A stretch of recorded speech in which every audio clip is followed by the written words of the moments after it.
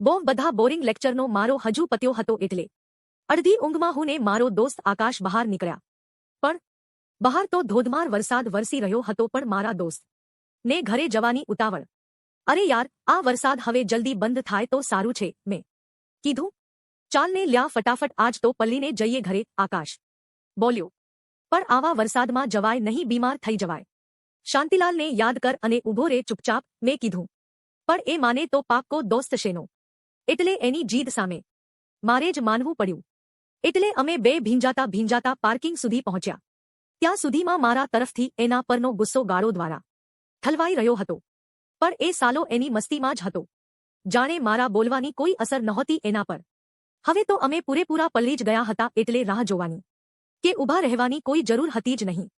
આ સાલાના લીધે પલ્લી ગયો, હવે મમ્મી જરૂર બોલશે જ એમ હું મનમાં જ વિચારી રહ્યો હતો. એટલી વારમાં એ બાઇક લઈને આવી ગયો પાર્કિંગમાંથી. જલ્દી બેસ, એણે કીધું મને. શાંતિથી ભાઈ, આમે તારા રેકોર્ડ સારા નથી ખબર છે ને, એટલે ધીમેથી ચલાવજે, ઘર કયાંય નાસી નહીં જાય. સારું સારું. જોરદાર વરસાદ હતો એટલે ધીમે ધીમે બાઇક જતું હતું, કયાંય કોઈ દેખાઈ રહ્યું નહોતું. એમ કરતા અમે કેમ્પસના ગેટ સુધી પહોંચ્યા. ગેટથી થોડે જ દૂર હોકરીઓનું એક ગ્રુપ વરસાદથી બચવા માટે બંધ દુકાનના છાપરા નીચે ઊભા હતા. અને એમાં મારી નજર પડી એક છોકરી ઉપર ને બસ દિલ ત્યાં જ થંભી ગયું. જલ્દી ઊભી રાખ બાઇક, મેં જોરથી કીધું. પણ થયું શું? કંઈ નહીં, તું ઊભી રાખને, ટોપા પછી કહું. ના, હું તો જવા જ દવ છું, સીધે ઘેર જ ઊભી રાખે. ના ભાઈ, મારી કસમ, ઊભી રાખ. સારું, પણ અહીં ઊભી રાખીને શું કામ છે? એ બોલ્યો.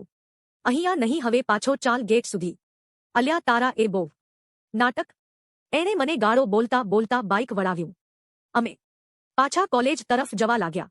આંખોમાં સામે એનો જ ચહેરો આવી રહ્યો હતો વારે ઘડીએ. અને મનમાં એક જ વાત હતી કે ઊભી હશે કે જતી રહી હશે.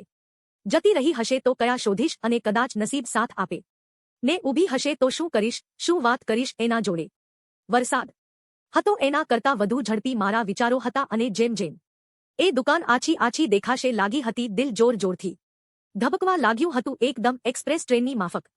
જોઈએ હવે એ ઊભી હશે કે પછી વરસાદી મેઘધનુષ જેમ માત્ર દર્શન આપીને જતી રહી હશે કે પછી મને એના જોડે વાત કરવાનો મોકો મળશે. તમને શું લાગે છે, શું થશે હવે?